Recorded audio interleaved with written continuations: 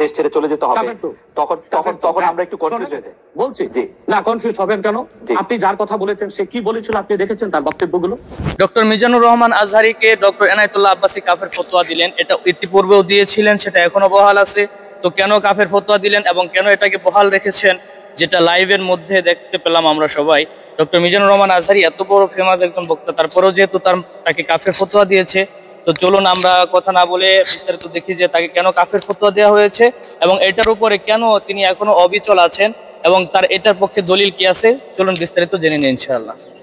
আমি দেখেছি কিন্তু শোনেন শোনেন কথা শোনেন জি, তাকে বলুন সে তো আমার ছাত্র, তাকে জিজ্ঞেস করুন। 2007 সালে সে আমার থেকে সবক নিয়েছে দারুন রাজাত মাদ্রাসায়, আমি তার টিচার, আমি তার শিক্ষক এবং তার শিক্ষকরাও আমাকে শিক্ষক মানে। অতএব সে যদি দেখুন, আপনাকে পিছন থেকে বলতে হচ্ছে, আপনি সময় দিতে হবে আমাকে। আপনি কিন্তু বসে আছেন একা, আমার কিন্তু কয়েক হাজার লোক বসে আছে আমার অপেক্ষায়, একটা শিডিউল প্রোগ্রাম আমি রেখে বসেছি আপনার এখানে। যেহেতু আপনার মাধ্যমে আমার মেসেজটা আমি অনেকের কাছে পৌঁছাতে পারবো। আপনি যে ব্যক্তির নাম নিয়েছেন তাকে আপনি কি দিয়ে তাকে স্কলার বলবেন? লক্ষ লক্ষ লোক হলে স্কলার হয়? এটা কোনো কথা নয়।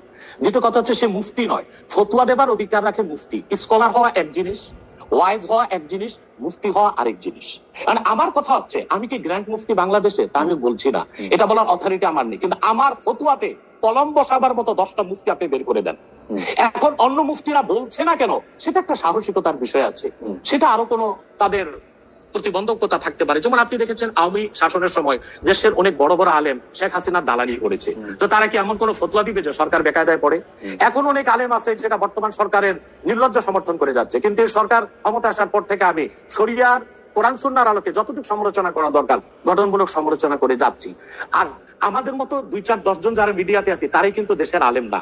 হাজার হাজার আলেম ওলামা পীর মাশায়েখ নীরবে নিভৃতে নির্জনে ইসলামের খেদমত করে যাচ্ছে, তাদের মতামতটাও দেখতে হবে। এখন যারা ফ্রন্টে চলে এসেছে, মিডিয়াতে চলে এসেছে, সেলিব্রিটি হয়ে গেছে, তারাই কি বললো সেটা দেখার বিষয় না। এখানে তো যদি আপনি একটা প্রশ্ন আনেন যে আসলে শাতিনকে ক্ষমা পেতে পারে কিনা, বা রাষ্ট্র যদি শাতিনকে পৃষ্ঠপোষকতা দেয়, তার শাস্তি নির্ধারণ না করে, তাহলে কোনো জনগণ বিচারটা হাতে করতে পারবে কিনা? আপনি দেখুন পৃথিবীতে যত অভ্যুত্থান ও বিপ্লব হয়েছে জনগণ আইনকে হাতে তুলে নিয়েছে।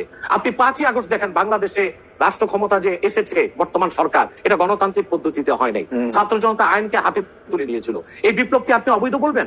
যে 6-7 জন সমন্বয়ক নেতৃত্ব দিয়েছে তাদেরকে আপনি সন্ত্রাসী বলবেন? না, কিছু করার ছিল না। 15 বছরে যে জগদ্দল পাথর ফেসিবাদী হাসিনা বসেছিল, গণতান্ত্রিক পদ্ধতিতে এটাকে সরানো সম্ভব হয় নাই, আইনকে হাতে তুলে নিতে হয়েছে।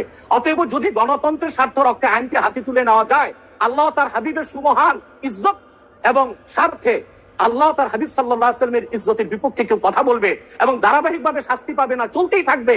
আমরা শুধু মিটিং মিছিল করে লাঠি পেটা খাবো। স্যার আপনার কাছে মনে হয় না, স্যার আপনার কাছে মনে হয় না এটা আপনার পয়েন্ট অফ ভিউ?